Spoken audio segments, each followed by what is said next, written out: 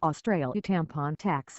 Canberra urges scrapping of levy. Australian Treasurer Joe Hockey is to ask state and territory governments to remove the consumption tax on tampons and other sanitary products.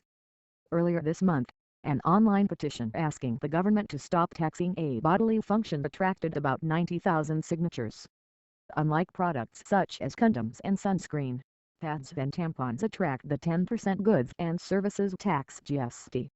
Mr. Hockey said he would lobby state and territory governments to exempt them. However, Prime Minister Tony Abbott later downplayed Mr. Hockey's pledge. He said he understood why many people wanted to see an end to the tax, but that it was certainly not something that this government has a plan to do. Mr. Abbott said it was up to states to decide.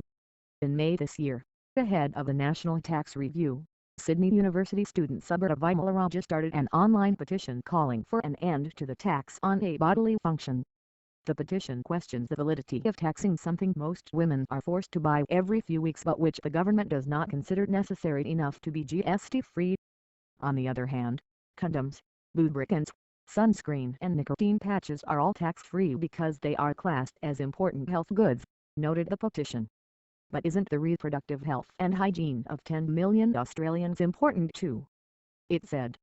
Ms. Vimalaraja has estimated the government raises $25m, $20m, £13m a year from the tax on sanitary products.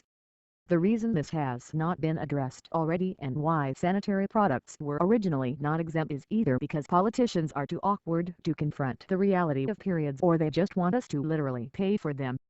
Either way, it's sexist, she wrote on her blog. During a post-budget discussion on ABC TV on Monday night, Ms. Vimalaraja asked Mr. Hockey if he thought sanitary products were an essential health product for half the population. "Do I think sanitary products are essential?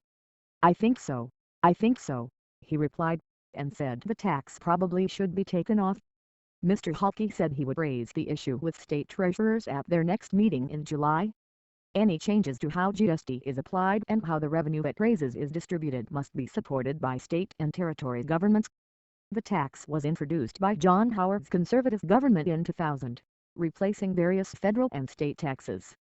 After heated negotiation with the opposition and minor